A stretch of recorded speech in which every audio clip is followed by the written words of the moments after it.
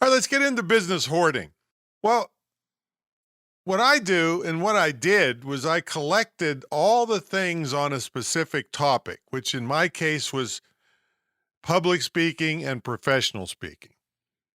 I mean, when I lived in Maryland, I rode my bicycle to all the used bookstores, and I'd have bags of books hanging off my handlebars getting home, and then I would read them carefully and take notes to them and underline them and find all the cool tips and tricks from, back 100 years even.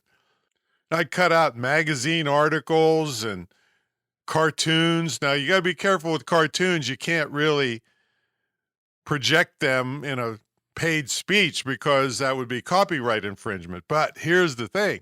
You can recite them. You can just tell what you saw, and there's no trouble with that.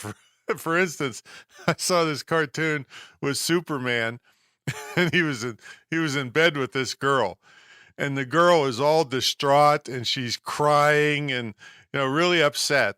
And the caption was, "I can't help it, I'm faster than a speeding bullet." So, so I've used that one a lot. But there's no copyright trouble with that one. But anyway, collected cartoons, articles, magazine articles, everything I could find on public speaking. Now, what this does is it gives you ideas for other products and services that you could create from all this hoarded knowledge that you gain. So one of the things, and these aren't in any particular order, but one of the things was how to make a fortune speaking at fundraisers. If you want to get a copy of this, you can go to screwthecommute.com/fundraiser deal. It's only $97, and you could make a whole career out of what I teach you there. And this came about in that I kind of invented this because, people for ages have been speaking at fundraisers, but most of them are just trying to, they're doing good for the group, of course, but they're hoping that somebody in the crowd sees them and hires them. No, that's not the way I do fundraisers, and I've done over 100 of them. And when I go, I make money and they make money. We split the money from the proceeds. And I kind of invented this whole system on how to do this and where to do it and how to get meeting rooms for free and all this stuff. I've saved groups from going bankrupt. I've built playgrounds and things. And this is another interesting thing. I've spoken at places where they have a mandate where they only have a speaker one time. The speaker's not allowed to come back. I spoke there 3 times. See, when you're making money for the group, a lot of the rules kind of go out the window, right? So you can make a whole career out of just this one idea.